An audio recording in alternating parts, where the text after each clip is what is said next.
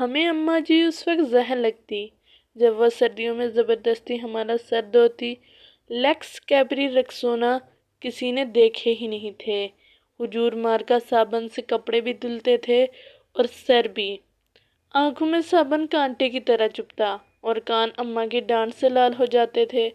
ہماری ذرا سی شرارت پہ اماں آگ بگولا ہو جاتی اور کپڑے دھونے والا ڈنڈا اٹھا لیتی جسے ہم ڈمنی کہتے تھے۔ لیکن مارا کبھی نہیں، کبھی عین وقت پر دادی جان نے بچا لیا، کبھی بابا نے اور کبھی ہم ہی بھاگ لیے۔ گاؤں کی رونقوں سے دور عین فصلوں کے بیچ ہمارا ڈیرا تھا۔ ڈیرے سے پگڈنڈی پکڑ کر گاؤں جانا اماں کو سب سے بڑا شاپنگ ٹور ہوا کرتا تھا، اور اس ٹور سے محروم رہ جانا ہماری سب سے بڑی بدنصیبی۔ اگر کبھی اماں اکیلے گاؤں چلی جاتی تو واپسی پر ہمیں مرونڈے سے بہلانے کی کوشش کرتی۔ ہم پہلے تو ننھے ہاتھوں سے اماں جی کو مارتے، ان کا دوپٹہ کھینچتے، پھر ان کی گود میں سر رکھ کر منہ پھاڑ پھاڑ کر روتے۔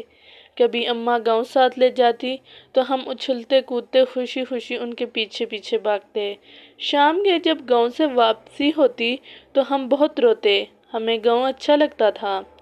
ماں ہم گاؤں میں کب رہیں گے؟ میرے سوال پر اماں وہی گھسا پٹا جواب دیتی، جب تو بڑا ہوگا، نوکری کرے گا، بہت سے پیسے آئیں گے، تیری شادی ہوگی وغیرہ وغیرہ۔ یوں ہم ماں بیٹا باتیں کرتے کرتے تاریک ڈیرے پر آ پہنچتے۔ مجھے یاد ہے گاؤں میں بابا ظفر کے ہاں شادی کا جشن تھا۔ وہاں جلنے بجھنے والی بتیاں بھی لگی ہوئی تھی، پٹاخے بھی پھوٹ رہے تھے۔ میں نے ماں کی بہت منت کی کہ رات کو ادھر ہی ٹھہر جائیں، لیکن وہ نہیں مانی۔ جب میں ماں جی کے پیچھے روتا روتا گاؤں سے واپس آ رہا تھا تو نیت میں فطور آ گیا اور چپکے سے واپس گاؤں لوٹ گیا۔ شام کا وقت تھا، ماں کو بہت دیر بعد میری گمشدگی کا اندازہ ہوا۔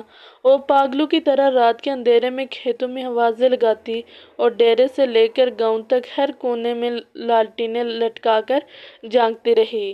رات کے جب میں شادی والے گھر سے بازیاب ہوا تو شیرنی کی طرح مجھ پر حملہ آور ہوئی۔ اس رات اگر گاؤں کی عورتیں مجھے نہ بچاتی تو اماں مجھے مار ہی ڈالتی۔ ایک بار ابو جی اپنے پیر صاحب کو ملنے سرگودا گئے ہوئے تھے۔ میں اس وقت 6-7 سال کا تھا۔ مجھے شاید بخار ہو گیا۔ اماں جی نے مجھے گرم چادر میں لپیٹ کر کندھے پر اٹھایا اور کھیتوں سے گزرتی 3 کلومیٹر دور گاؤں کے اڈے پر ڈاکٹر کو دکھانے لے گئی۔ واپسی پر ایک ہالے کو پھلانگتے ہوئے وہ کھیت میں گر گئی، لیکن مجھے بچا لیا۔ انہیں شاید گھٹنے پہ چوٹ آئی۔ ان کے منہ سے میرے لیے حسبی اللہ نکلا۔ یہ واقعی میری زندگی کی سب سے پرانی یادداشتوں میں سے ایک ہے۔ یقیناً وہ بڑی ہمت والی خاتون تھی اور آخری سانس تک محنت مشقت کی۔ پھر جانے کب میں بڑا ہو گیا، اماں سے بہت دور چلا گیا۔ سال بھر بعد جب گھر آتا تو ماں گلے لگا کر خوب روتی، لیکن میں سب کے سامنے ہنستا رہتا۔ پھر رات کو جب سب سو جاتے تو چپکے سے ماں کے ساتھ جا کر لیٹ جاتا اور اس کی چادر میں منہ چھپا کر خوب روتا۔ ماں کھیت میں چارہ کاٹتی اور بعد باری پنڈ سر پر اٹھا کر ٹوکے کے سامنے آ پھینکتی۔ کبھی کبھی خود ہی ٹوکے میں چارہ ڈالتی اور خود ہی ٹوکا چلاتی۔ جب میں غرق ہوتا تو مقدور بھر ان کا ہاتھ بٹاتا۔ جب میں ٹوکا چلاتے چلاتے تھک جاتا تو وہ سرگوشی میں پوچھتی، بات کروں تمہارے فلاں گھر میں؟ وہ جانتی تھی کہ میں پیدائشی عاشق ہوں اور ایسی باتوں سے میری بیٹری فل چارج ہو جاتی ہے۔ پھر ہم نے گاؤں میں گھر بنا لیا اور ماں نے اپنی پسند سے میری شادی کر دی۔ میں فیملی لے کر شہر چلا آیا اور ماں نے گاؤں میں اپنا الگ دنیا بسا لی۔ وہ میرے پہلے بیٹے کی پیدائش پر شہر بھی آئی۔ میں نے انہیں سمندر کی سیر بھی کرائی۔ کلفٹن کے ساحل پر چائے پیتے ہوئے انہوں نے کہا، اس سمندر سے تو ہمارے ڈیرے کا چھپڑ زیادہ خوبصورت لگتا ہے۔ ماں بیمار ہوئی تو میں چھٹی پر ہی تھا۔ انہیں کئی دن تک بسکو پان کھلا کر سمجھاتا رہا کہ معمولی پیٹ درد ہے، جلد افاقہ ہوگا۔ پھر درد بڑھا تو شہر کے بڑے ہسپتال لے گیا، جہاں ڈاکٹر نے بتایا کہ جگر کا کینسر آخری سٹیج پر ہے خون کی فوری ضرورت محسوس ہوئی تو میں خود بلڈ بینک کے بیڈ پر جا لیٹا۔ ماں کو پتہ چلا تو اس نے دکھ سے دیکھ کر اتنا کہا، کیوں دیا خون، خرید لیتا کہیں سے، پاگل کہیں کا۔